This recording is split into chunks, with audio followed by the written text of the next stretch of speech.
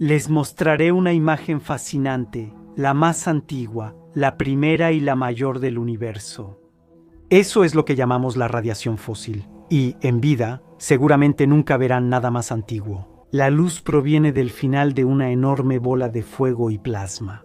Desde el instante en que el universo se volvió transparente, esta luz primordial no proviene de estrellas ni de fenómenos exóticos desconocidos. Proviene de todas partes, cubre el cielo sin importar hacia dónde miremos, y ninguna zona del cosmos está libre de ella. Stephen Hawking la considera el descubrimiento más importante del siglo XX o incluso de toda la historia. Hoy vamos a intentar descubrir los misterios y secretos ocultos en esta extraña imagen manchada, la imagen más fantástica y antigua del universo. La del eco del Big Bang, que codifica información sobre el tamaño y estructura del universo.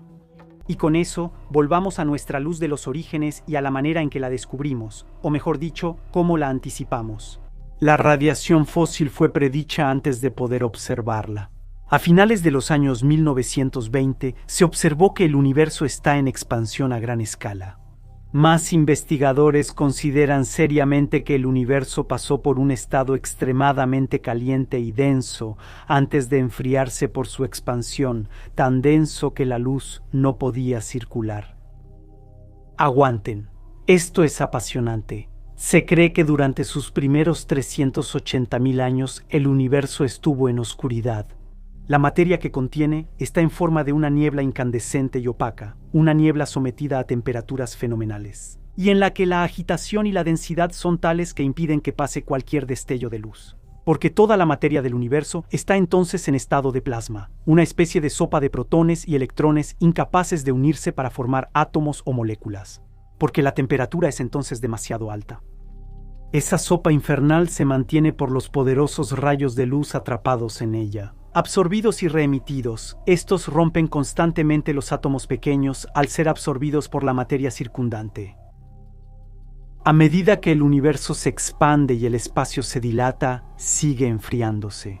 Cuando la temperatura baja de 2700 grados Celsius, similar a la de muchas estrellas, el universo se enfría lo suficiente para que ocurra la recombinación. Casi en todas partes, al mismo tiempo, los electrones y los protones que hasta entonces impedían que los fotones, las partículas de luz, circularan, se unen y dan origen a los primeros átomos del universo, átomos que son casi indiferentes al paso de la radiación. La niebla opaca se disipa entonces y toda la luz del mundo empieza a circular libremente. En un universo que tras 380.000 años de oscuridad, repentinamente se volvió transparente. Y el escenario de una repentina explosión de radiación que ocurre casi en todas partes al mismo tiempo, eso es lo que creemos que pasó. En 1948 científicos predijeron que esa luz venía del instante cuando el universo pasó de opaco a transparente. Deberíamos poder detectarla como un débil murmullo de radio en el cielo. 16 años después, ocurrió por casualidad. Dos astrónomos encuentran esta radiación al calibrar su radiotelescopio, apuntando a una zona sin estrellas antes de estudiar restos de una supernova, asegurándose de que no haya señales indeseadas.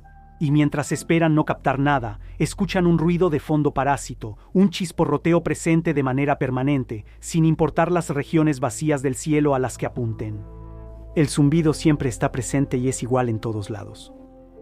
Tras semanas buscando cortocircuitos, revisando conexiones y limpiando excrementos de paloma en su radiotelescopio, los astrónomos deben resignarse. El zumbido, imposible de eliminar, no es interferencia ni problema de su máquina.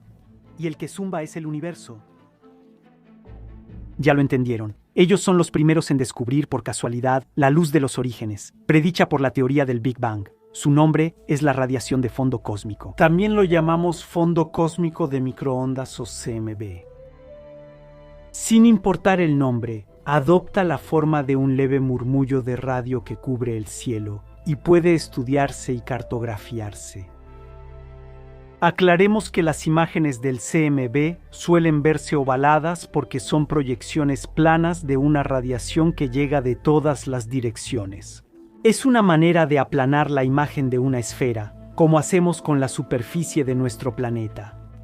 La radiación fósil proviene de todas las direcciones.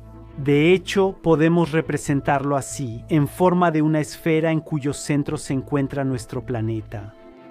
Quizás se pregunten por qué, si esa radiación está en todo el espacio, proviene de una época en que el universo era tan caliente como la superficie de una estrella. ¿No debería el cielo estar lleno, de día y de noche, de una luz blanca intensa y brillante? Bueno, lógicamente, uno esperaría que el cosmos estuviera completamente bañado por una luz poderosa y cálida, pero, como habrán notado, eso no es así. Esta radiación es invisible al ojo humano, y cuando se mide su temperatura, se observa que es helada, y cuando digo helada, lo digo en serio. Porque está apenas a 3 grados Celsius por encima del cero absoluto en grados Celsius. Estamos hablando de menos de 170 grados Celsius. Eso es frío. Esta temperatura insignificante puede parecer sorprendente cuando se sabe que esta radiación fue emitida precisamente en el momento en que el universo en su conjunto tenía una temperatura de casi 2700 grados Celsius. Si esta radiación fósil nos llega hoy tan fría, es porque tras 13.8 mil millones de años viajando en un espacio en expansión, perdió parte de su energía y esplendor. Se ha enfriado, su frecuencia se ha alargado, y hoy nos llega en forma de una luz cansada, para que se den una idea. Se estima que entre la emisión del CMB y hoy, el universo se ha dilatado por un factor de 1000, y la energía de los fotones emitidos al final de la noche de los tiempos se ha reducido en la misma proporción. Un universo en expansión dilata el espacio, estirando las longitudes de onda de la luz y reduciendo su temperatura con el tiempo. Por eso, esos rayos de luz hoy tienen 1000 veces menos energía que cuando el universo pasó por esa etapa. Va de opaco a transparente, lo cual es muy bueno para nosotros. Porque sin eso, la temperatura del cosmos hoy sería casi igual a la de un filamento de foco incandescente. Excepto que esa temperatura no se limitaría solo a la parte central del foco, sino que abarcaría todo el universo. De hecho, si pudieras, como por arte de magia, teletransportarte unos instantes después de la emisión de la radiación fósil y dejando de lado la temperatura, probablemente quedarías paralizado y deslumbrado por una luz blanca intensa, como la de una acería, como un conejo, atrapado por los faros de un camión de 38 toneladas a toda velocidad. Pero el camión se alejaría en todas direcciones y verías el intenso resplandor del universo, tirando hacia el naranja, luego hacia el rojo, antes de finalmente salir del dominio de lo visible para entrar en el de los infrarrojos. Así, finalmente nos llega hoy como una débil señal de microondas. ¿Y si, pese a todo, entraran a un mundo donde pueden vivir? ¿Se imaginan la intensidad del destello? Aquí tienen algo para recordarlo.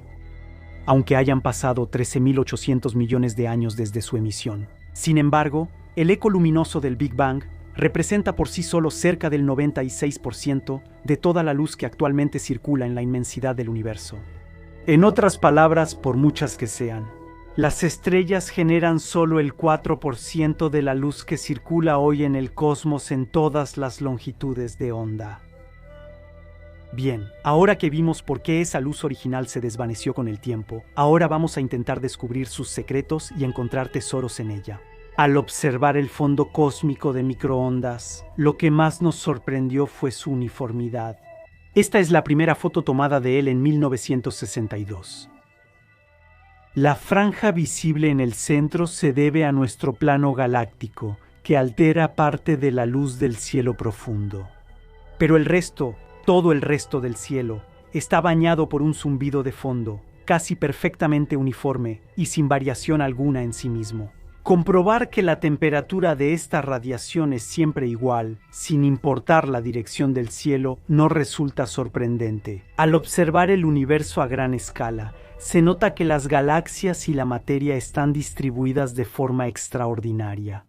Pero al mismo tiempo, ¿cómo explicar que un cosmos, en el que la materia estaba originalmente distribuida de manera tan uniforme, haya terminado produciendo, con el tiempo, galaxias que se agruparon en cúmulos? La respuesta a estas preguntas llegó en las décadas siguientes, cuando instrumentos cada vez más sensibles demostraron que esa sorprendente uniformidad en realidad oculta disparidades muy, muy pequeñas. En 1992, el satélite COBE captó esta imagen sin corregir la presencia de nuestra galaxia. la Vía Láctea empieza a revelar la presencia de una gran cantidad de manchas dentro del CMB.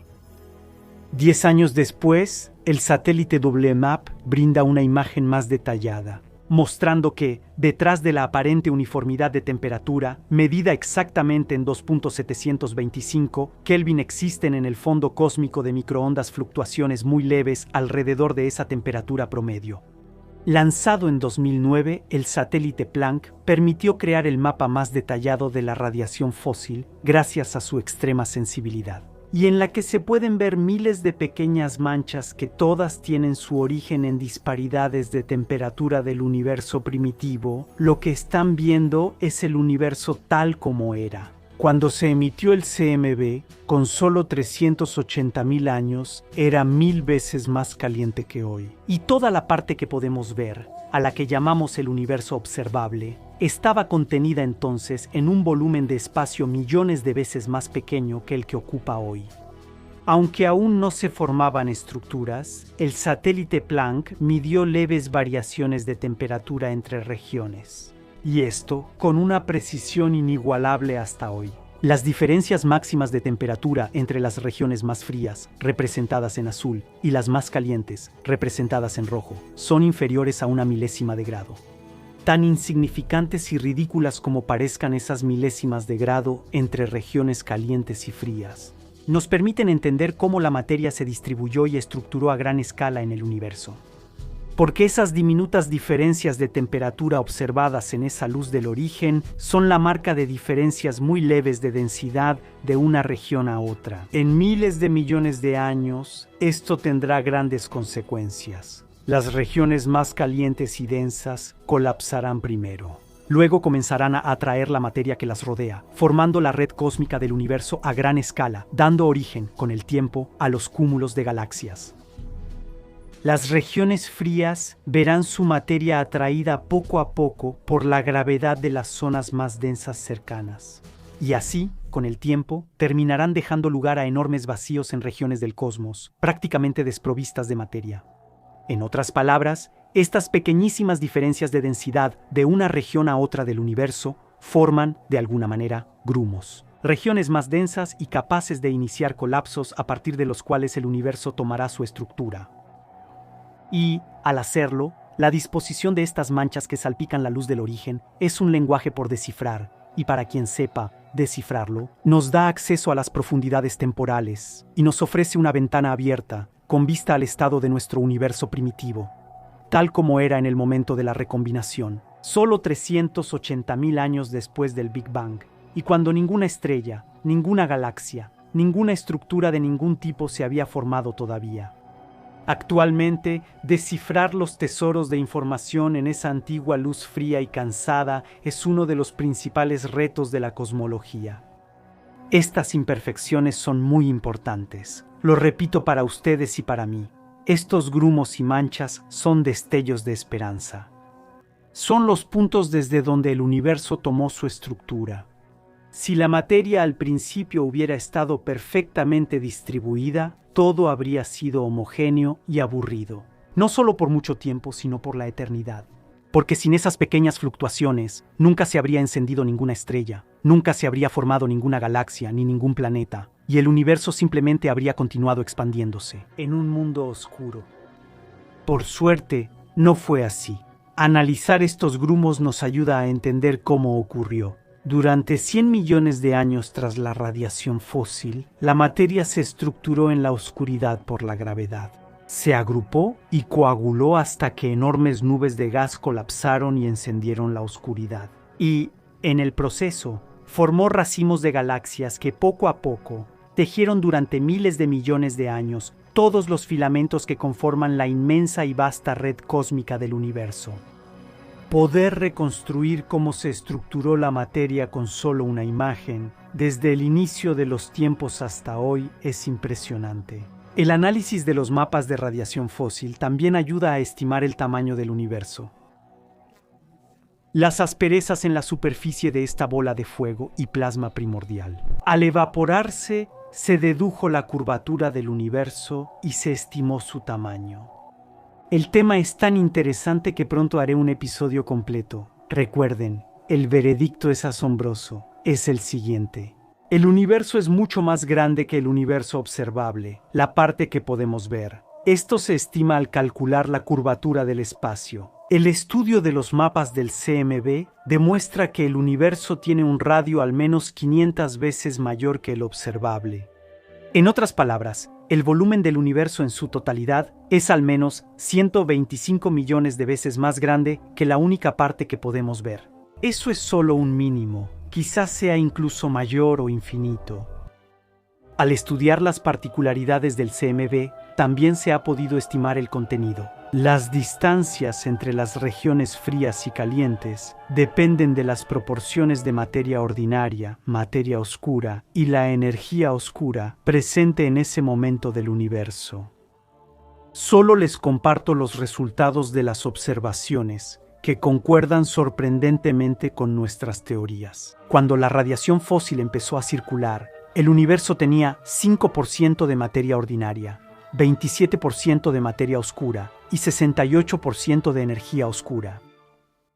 Analizar las manchas del CMB nos ayudó a precisar la expansión y edad del universo. Y todo eso en una sola imagen, una imagen que todavía está lejos de habernos contado todo. Porque ahí también hallamos enigmas y vacíos que aún no comprendemos, como la extraña anomalía llamada el punto frío cósmico, o la intensidad del murmullo de radio que captamos, que de alguna manera es mucho más silencioso de lo que debería ser. La presencia de esta gran región fría en el hemisferio sur de los mapas del fondo cósmico de microondas eleva los ánimos. Probablemente no debería existir, pues las tasas de expansión del universo no habrían permitido una anomalía así. Por eso, algunos creen que aún hay algo que no entendemos. El sentido común diría que ese punto frío, que cubre una parte del cielo casi 10 veces más grande que la luna llena, de la presencia en esa región del universo de un gigantesco supervacío que hasta ahora se nos habría escapado, un supervacío que una parte de la radiación fósil tuvo que atravesar antes de llegar hasta nosotros, lo que habría modificado muy ligeramente su energía. La enigmática naturaleza de este punto frío ha llevado a investigadores a teorizar que estas manchas podrían deberse a una colisión poco después del Big Bang entre nuestro universo y otro, que sería paralelo al nuestro, y sería, de alguna manera, una cicatriz, la marca de un hematoma.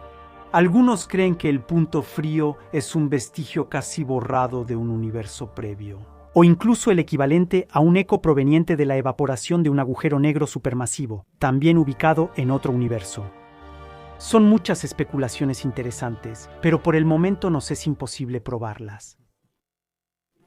Cruz cósmica. Estas manchas azules, que se desvían claramente de lo normal y no pueden explicarse por azar, no son la única área del CMB que intriga a quienes buscan sus secretos.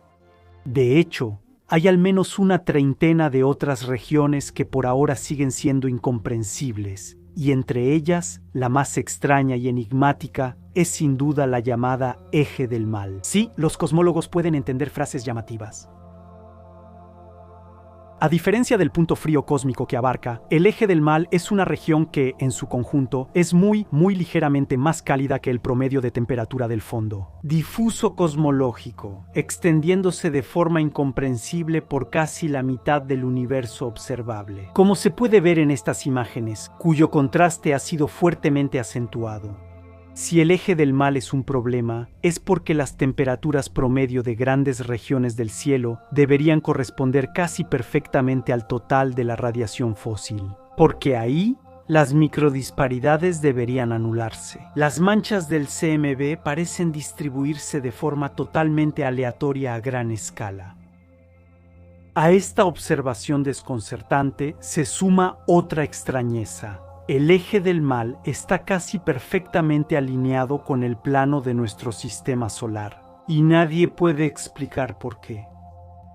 Quizás sea otra vez el azar negándose a afirmar, salvo que algo más se nos escape. Aún estamos lejos de descubrir todos los secretos del CMB. Me gusta la idea de que sin esas pequeñas fluctuaciones de densidad y manchas, no existiríamos. Para los cosmólogos, un libro abierto sobre el origen del universo. Nuestra galaxia, el Sol y la Tierra no existirían, y tampoco nosotros. La CMB nos recuerda que la complejidad no surge de lo inmaculado. Por suerte, hubo muchas imperfecciones iniciales. De esas pequeñas diferencias de densidad surgieron billones de galaxias, con miles de millones de estrellas y aún más mundos orbitándolas.